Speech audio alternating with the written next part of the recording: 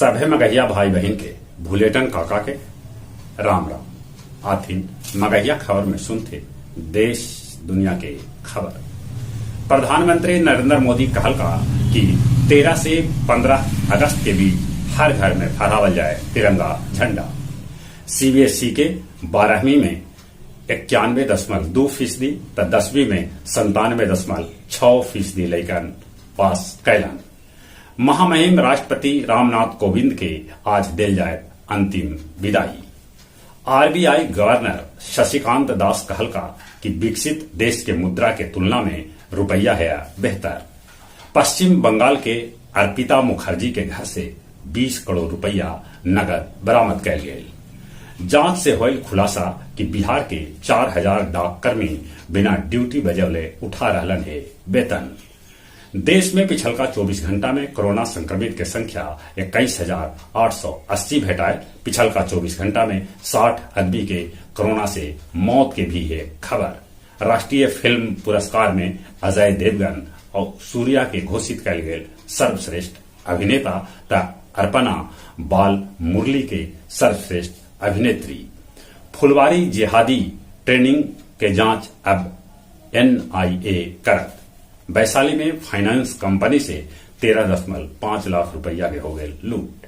केरल में monkey pox के एगो आओ केस भेटायल। 1.6 करोड़ सोना के साथे 5 लाख रुपया के साथे ट्रांसपोर्टर पिंटू के पुलिस गिरफ्तार कैले। उत्तर प्रदेश के कारोबारी से ई लूटल हल सोना। दिनेश गुनावर्ध ने श्रीलंका के नया प्रधानमंत्री नियुक्त कैल गेलन। ब्रिटिश विदेश मंत्री लीज ट्रूस सुनक पर बढ़ौलन बढ़त। चीन बढ़ौलक अपन रक्षा बजट उ ताइवान पर कर सका है हमला। उन्हें रूस यूक्रेन के बीच लड़ाई अभियो है जारी। टेकारी के स्वतंत्रता सेनानी गांधी विचारक विष्णुदेव नारायण सिंह के 98 बछर में हुए निधन। महंत सतानंद गिरी कॉलेज सिरघाटी के नया प्राचार्य बनलन डॉक्टर मदन मोहन शर्मा। गया जिला के मोहड़ा स्थित नवोदय विद्यालय के 10वीं और 12वीं के सभे लेखन कर गलन पास। डुमरिया में AK-47 और 158 गो कारतूस के साथे 2 गो नक्सली पिंटू राणा और करुणा के पुलिस कैला गिरफ्तार। गया स्टेशन पर 1.82 लाख के डोडा के साथे पंजाब के एगो युवक के पुलिस कैल गिरफ्तार। और अब कुछ खेल के समाचार। नीरज चोपड़ा थ्रोकर फाइनल लेल क्वालिफाइंग कर गलन। ऑस्ट्रिया के 2-0 से हरा के जर्मनी यूरो कप के सेमीफाइनल में जगह बना लेला।